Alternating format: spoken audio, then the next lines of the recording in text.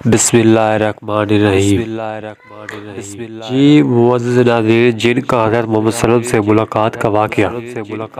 مکہ معظمہ میں ولید نامی کافر رہا کرتا تھا۔ اس کا ایک سونے کا بت تھا جس کی وہ پوجا کیا کرتا تھا۔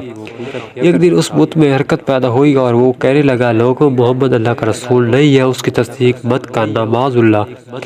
ولید بڑا خوش ہوا اور باہر نکل کر اپنے دوستوں سے کہنے لگا، مبارک ہو، آج میرا معبود بولا ہے۔ اور صاف صاف اس نے کہا کہ محمد اللہ کا رسول نہیں ہے۔ یہ سن کر لوگ اس کے گھر آئے اور دیکھا کہ واقعی اس کا بت یہ جملہ دہرا رہا تھا۔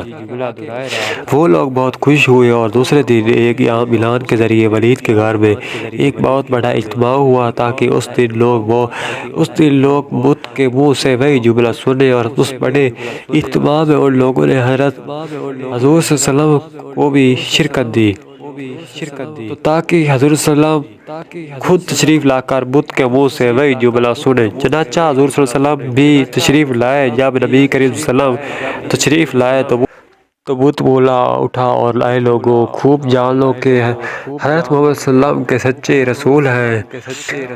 ان کا ہر ارشاد سچا ہے اور ان کا دین حق پر ہے۔ تم اور تمہارے بت جھوٹے ہیں جو تمہیں گمراہ کرنے والے ہیں۔ اگر تم اس سچے رسول پر ایمان نہ لاؤ گے تو جہنم میں جاؤ گے۔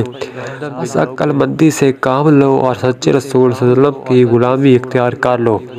بت کی یہ باتیں سن کر ولید بڑا گھبرایا اور اپنے معبود کو پکڑ کر زمین پر دے مارا اور اس کے ٹکڑے ٹکڑے کر دیے۔ حضور صلی اللہ علیہ وسلم فاتحانہ طور پر واپس ہوئے تو راستے میں ایک گھوڑا سوار جو سبز پوش تھا حضور صلی اللہ علیہ وسلم سے ملا اور اس کے ہاتھ میں تلوار تھی جس سے خون ٹپک رہا تھا۔ حضور صلی اللہ علیہ وسلم نے فرمایا، تم کون ہو؟ بولا، جن ہوں اور آپ کا غلام ہوں اور مسلمان ہوں۔ جب وہ لتور میں رہتا تھا، میرا نام معین بن علابر ہے۔ میں کچھ دن کے لیے کہیں باہر گیا ہوا تھا۔ آج گھر واپس آیا تو میرے گھر والے رو رہے تھے۔